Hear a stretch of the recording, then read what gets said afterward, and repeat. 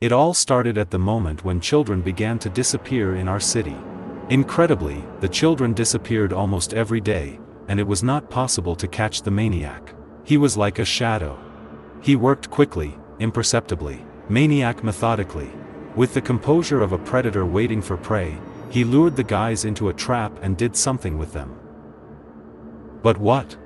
Perhaps every resident of the district asked himself this question. But no one knew the answer. At the same time, in a strange way or a deliberate combination of circumstances, I have recently been tormented by nightmares. I slept badly and was quickly exhausted. Terrible dreams.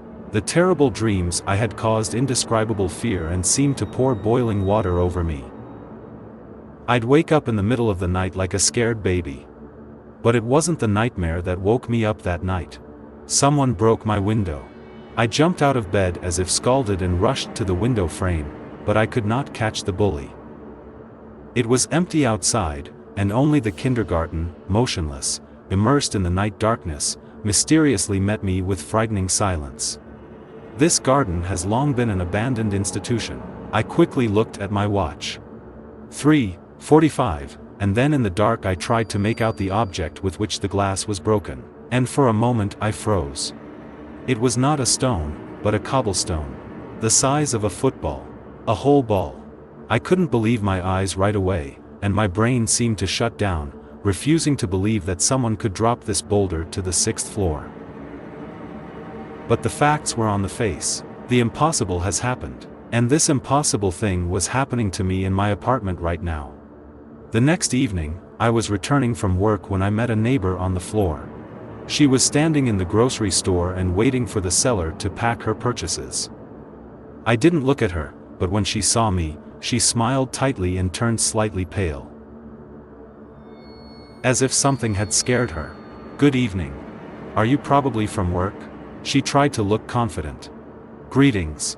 Yes, from work." I decided not to pay much attention to her and immediately began to look at the fruit.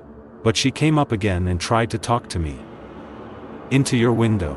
I didn't sleep last night because of a toothache and I heard how your window was broken. Have you noticed anyone?"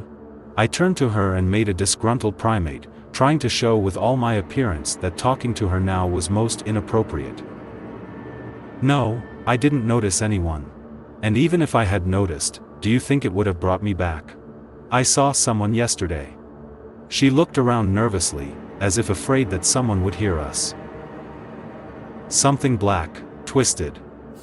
It was he who threw a stone at your window, and then ran behind a tree." My throat went dry for a second and I couldn't make a sound. And then, gathering my strength a little, I looked her straight in the eye and asked again. "Is it? That is, in your opinion, it is an inanimate being?" "I do not know what it is, but it is not a person, and I'm scared for you." She took one last look at me and, realizing my unwillingness to communicate, slowly turned around and walked to the exit of the store. I stood in a stupor for a long time, looking after her. And then, without buying anything, I went home. I didn't sleep that night thinking about what the neighbor said. Is it possible to believe her words? Could she have been lying? And if she could, what's the point? What is the point of trying to introduce mystical notes into this story? Questions, questions, just questions. They mercilessly tore my head apart, pulling my nerves like a guitar string. I took a deep breath and went to the window.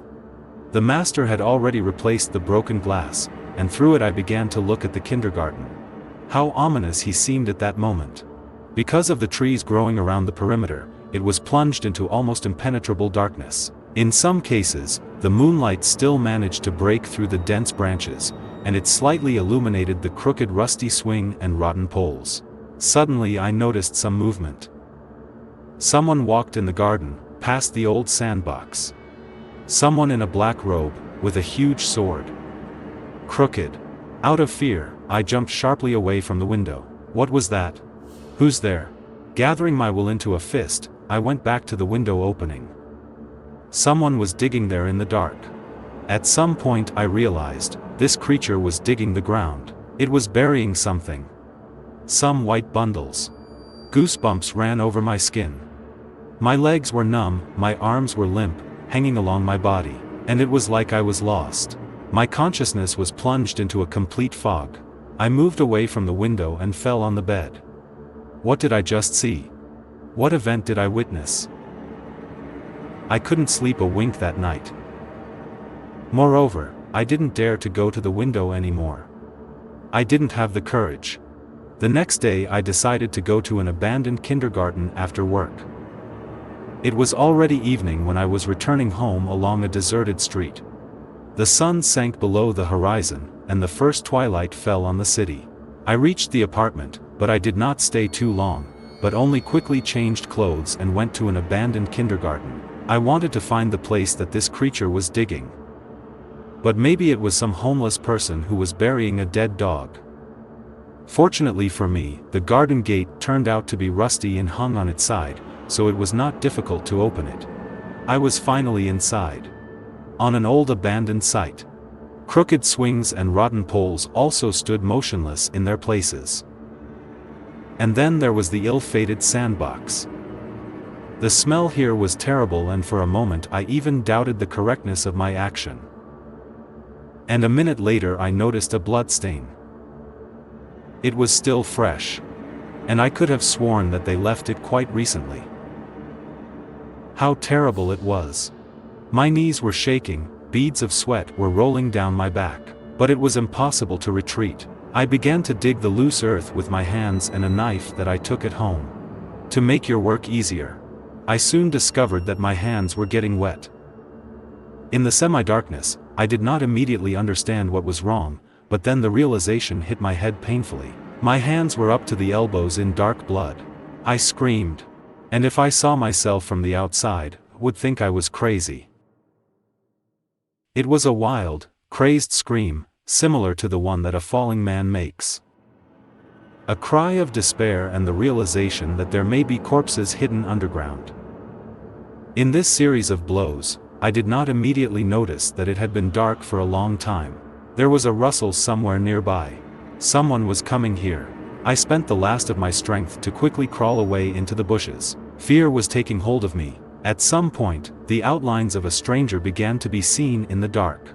Yes, there was no doubt now. It was the creature. It had a thick, hunchbacked body, from which, like sticks, long bony arms protruded, covered with deathly pale skin. Claws were visible on the fingers. He was wearing a hat. I didn't see the face. Suddenly I heard a low devilish laugh. It was laughing. What were you talking about by yourself? How scary it was to see this picture. I sat motionless, hardly breathing. My chest was bursting from the pressure, and my eyes were flooded with sweat. But only now did I notice the white bundles that the creature was carrying in its armpits. After a couple of minutes, it deposited white lumps and wanted to start digging, but noticed that someone had touched the ground before it. The creature froze for a second, and I saw his face.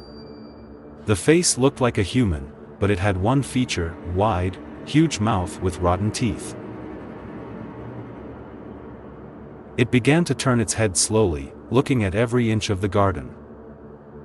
At some point, his eyes stopped on the bushes in which I was sitting. It was like it was looking at me. Then it smiled. "Wait a minute. Don't be afraid." It laughed. I clutched my chest, afraid that my heart was about to break through my ribs with powerful blows. My head was spinning. From a new wave of fear, I almost fainted. "Wait a minute. Wait a minute." It suddenly began to scream furiously and quickly moved towards me. A pathetic attempt to rush to the exit was unsuccessful, and I was instantly overtaken by the devilish creature. The creature lifted me off the ground and hit me against the fence. Then it pulled me towards it again to get a better look at me. That was the moment. And I used it. Abruptly pulled a knife out of my pocket and stuck it in his eye. There was an inhuman scream and a hoarse growl. The creature let go of me and started rushing around the garden, holding on to the wound. Rage filled him. It was ready to tear me apart, but the hellish pain did not allow me to do it. I began to crawl towards the exit. I don't know by what miracle, but I managed to get to the gate, get to my feet, leaning on it and wander along the road.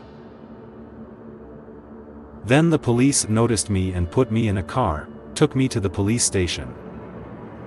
I slid helplessly into the seat and tried to rest, but suddenly the car rose into the air and with a deafening roar hit the roof on the asphalt. Fragments scattered across the cabin. The body is ugly crumpled. I lost consciousness from the blow. I woke up half an hour later. Or so it seemed to me. I was still in the salon, but already in the middle of the forest, next to some oak tree. A huge bonfire was burning nearby. I slowly began to crawl out of the car. The cool earth was already felt under my hands when I raised my head to the sky and found a policeman hanging on one of the branches. His body was disfigured in a terrible way. I looked back at the fire and gasped. The monster was laughing and jumping around the fire.